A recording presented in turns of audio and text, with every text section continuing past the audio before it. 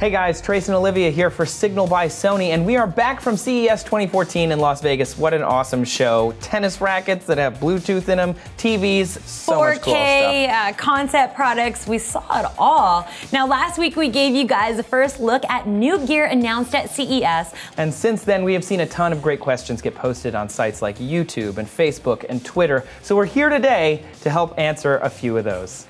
That's right, so let's get right to it. The first question comes from TriGunner MX and others who want to know if the Z1s supports 4G LTE. Now, I know that there was a lot of discussion around that, and we can help clear things up.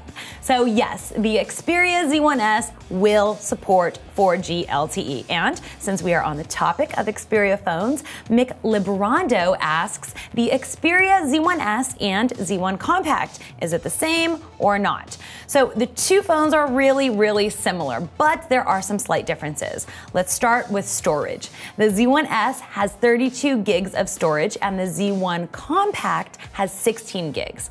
And as far as screen size and screen resolution goes, the Z1s has a 5-inch 1080 Full HD screen. The Z1 Compact is slightly smaller with a 4.3-inch screen, and because of its small size, that screen resolution is 720p. The Z1s is for the US market, offered by T-Mobile with the background defocus app built in, and the Z1 Compact was a global launch. Now, you guys can find the full layout of all the specs for both of these phones at Sony's mobile website. We also saw some discussion about the new line of wearables that Sony launched, specifically the smartwear bands. A lot of people were curious to get more information, like Variant AEC, who asked if these will be compatible with the PlayStation Vita. Now, we were not able to confirm that currently they are designed to be compatible with the Vita, but Sony is telling us to check back for this compatibility later. We're hearing a lot more info on this is going to be coming pretty soon. Now, the glasses with the heads-up display were probably one of the coolest things. You can watch sports, you can use that for all sorts of really neat TV viewing. Sony's Bravia LCD TV range is the main focus for them right now, but they're going to continue to launch products that enhance picture and sound quality, as well as those that accommodate regional demands, in order to further develop the Bravia lineup.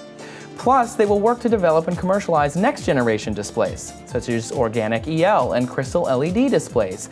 And they're also going to leverage all the links they have with gaming, mobile, and entertainment to improve product appeal in mobile products and movie music content to help enhance the overall offering people get when they choose to buy a Sony TV. 4K, though.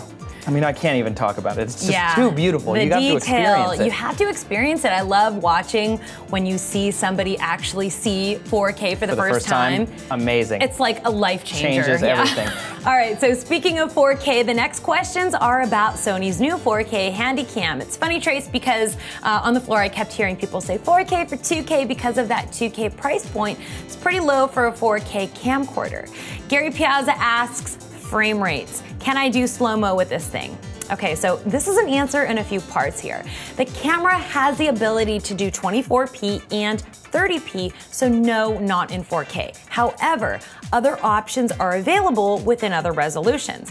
For example, you can do full HD shoots in 60 frames per second, and when played back at 24 frames per second, that's gonna be 2.5 times slower.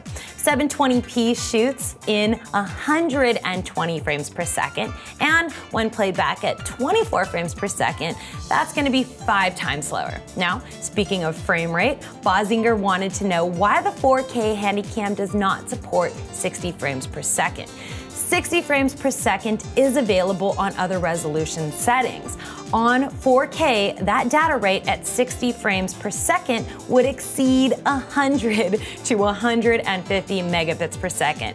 Now that's a ton of data, especially for an SD card, which this camera supports. All right, we're going to wrap it up here. Thanks a lot for posting your questions, guys. And as these new products get released in the coming year, we're going to get some of them here in the studio for an even closer look. It's going to be great. I'm excited for that. In the meantime, you guys, if you want to watch more of our videos, just go to youtube.com/signal. For now, this is Olivia and Trace saying, see you guys next time.